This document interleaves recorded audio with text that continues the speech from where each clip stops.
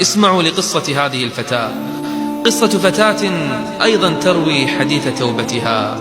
تقول في ليلة كباقي الليالي، بل تقول لا، ربما كانت تختلف عن باقي الليالي. تقول كانت الساعة 4 بعد منتصف الليل، الخوف يسيطر علي، بدأت أقرأ ما أحفظ من سور، في الليل لم أنم، جاءت الساعة 4 وجاءني خوف شديد ملأ قلبي.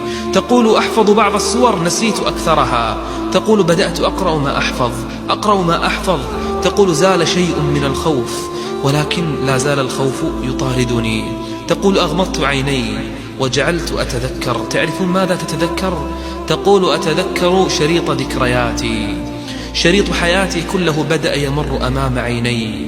أتذكر طفولتي، أتذكر لما كبرت شيئا فشيئا، أتذكر الذنوب الكثيرة، صلاتي التي ضيعتها في حياتي.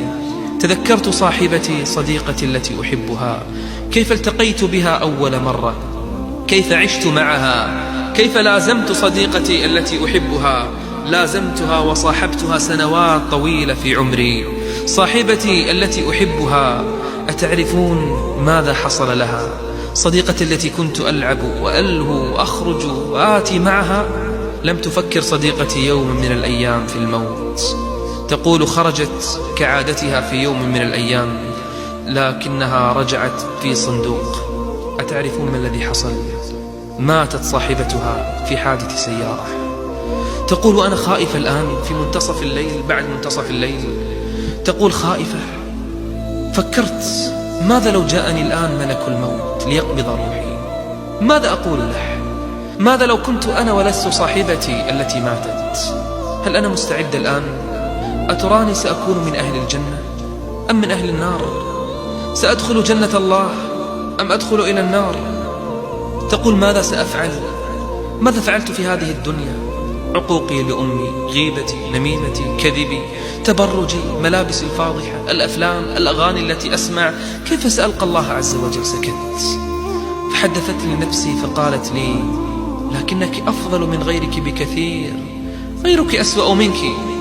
ثم قلت في نفسي لكن أين تلك الفتيات الطاهرات؟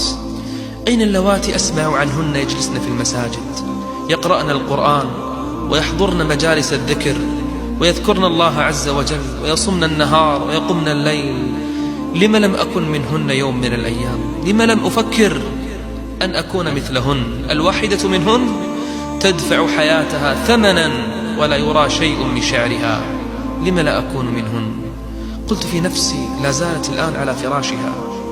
قلت في نفسي ألي عهد من الله أنه لن يتوفاني؟ بيني وبين الله عهد؟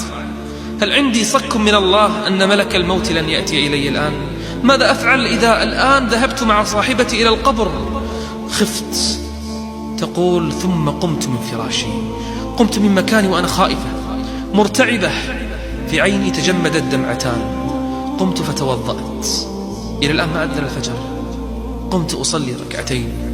تقول وأثناء الصلاة وجدت عيناي تفيضان بالدموع. الله أكبر، المرة الأولى التي أبكي فيها بالصلاة. تبكي عيناي، لما أبكي لا أدري، لما فاضت عيناي لا أدري. هل ربما هي على ذنوبي الكثيرة والمعاصي التي ارتكبتها التي كنت أظنها هينة؟ وتحسبونه هينا وهو عند الله عظيم. تقول في سجودي أطلت السجود وأنا لا أشعر، سجود طويل لم أشعر به. أتذكر ذنوبي ورحمة الله عز وجل. أقول في نفسي أين أنا كل هذه السنين؟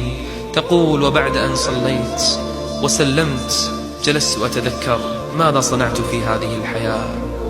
يا نفس ويلك لو أن الله عز وجل قبض روحك وأنت على هذه الحال. فكري متى تتوبين؟ متى تلتزمين؟ تقول وأنا جالسة في آخر الليل سمعت أذان الفجر.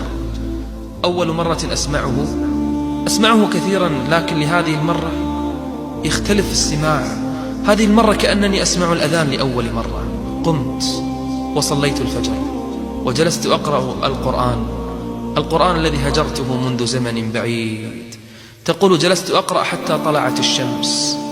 تقول ثم ذهبت إلى فراشي. تقول وكان أسعد يوم في حياتي، أسعد يوم. الخوف ذهب، بدأ الاطمئنان، بدأت أشعر بالسعادة. الذين آمنوا وتطمئن قلوبهم بذكر الله، ألا بذكر الله تطمئن القلوب. تقول هذه التائبة، تقول منذ تلك الليلة بدأت في طريق التوبة، بدأت في طريق الهداية. تقول أفضل ساعة لي لما ذهبت وكبرت في الصلاة وسجدت بين يدي الله. تقول أفضل لحظات حياتي تلك اللحظة التي ولدت فيها من جديد، لما قمت لله عز وجل أصلي فطار عني الخوف وبدأت السعادة. فتاة تابت إلى الله عز وجل ورجعت إلى دين الله جل وعلا. نعم ماتت صاحبتها، لكن الله عز وجل اختار صاحبتها قبلها فكان لها